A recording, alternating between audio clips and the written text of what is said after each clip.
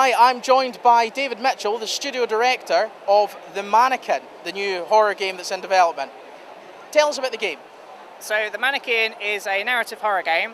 It's set in this old creepy house in London that's been abandoned since the 50s.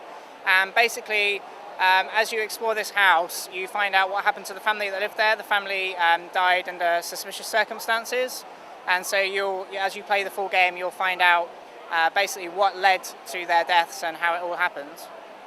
Okay, and the sort of antagonist of this is the Mannequin. Yeah, I mean, I won't say too much because obviously I don't want to spoil it for new people playing the game. But yeah, the Mannequin, when you find it in the house, it comes to life and it will follow you around. And there's a lot about the Mannequin that you'll find out as the game progresses. Okay, and you've said that so far you're focusing a lot on the story elements. Yeah, that's right. I mean, in the demo we've got today, there's a lot of the horror side, but we're keen to show that there's also a lot of the story as well that's going to be in the full game. So obviously for the demo, it's a challenge to show everything that's going to be in the full game in like 10 to 12 minutes. But yeah, a big focus of the game is on the narrative and yeah, finding out basically, as I said, what happens to the family. Okay, and what sort of playtime can we expect for the full release? So we're aiming for about 2 to 3 hours. That's a good chunk for a horror game. Yeah, I think so. I mean, some horror games are quite a lot longer, but we're trying to aim for like a shorter, like really packed kind of experience, so we can really put as much of our effort into making those 2 to 3 hours as best as possible. That's one of the important things with horror, is knowing when to say enough's enough. Yeah, I mean, what we found as well with even just the 12-minute demo we've got now, it took us quite a lot of effort, and it's always the small little details that make a really big difference, like little timings, little audio effects that really add to the atmosphere and make people feel scared.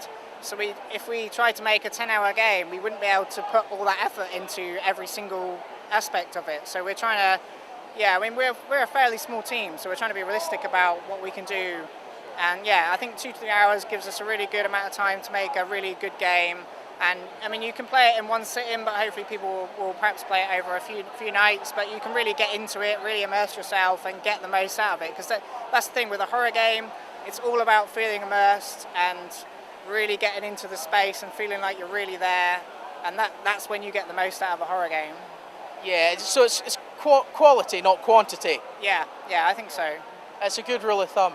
So the actual mechanics of playing the game, it jumps back and forward in time, is that right? Yeah, so basically, after the Mannequin wakes up, the house starts to change. So you'll find that previously when you explored the house, there was basically empty rooms or dust sheets over old furniture. But when you come back in, like a room will have transformed, so it looks like it did in the 50s. So like the TV's on, like the old 50s TV, and you've got like a really old dance record player playing vinyl.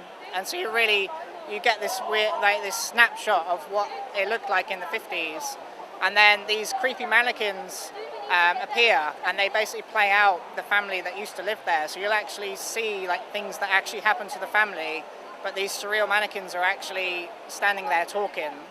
So there's a very, I said it already, but a very surreal experience to it, but that still tells the story.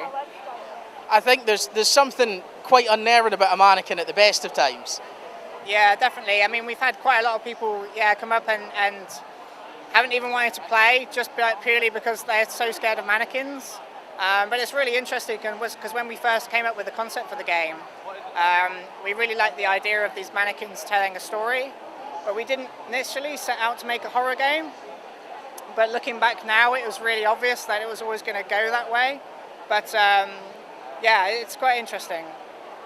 That's good. And is it just launching on PC, or do you have plans to bring it to console? So we're aiming for a launch in March or April next year, and we're going to launch on PC and Mac first. But we are going to look at consoles after that, so they'll probably follow later in the year.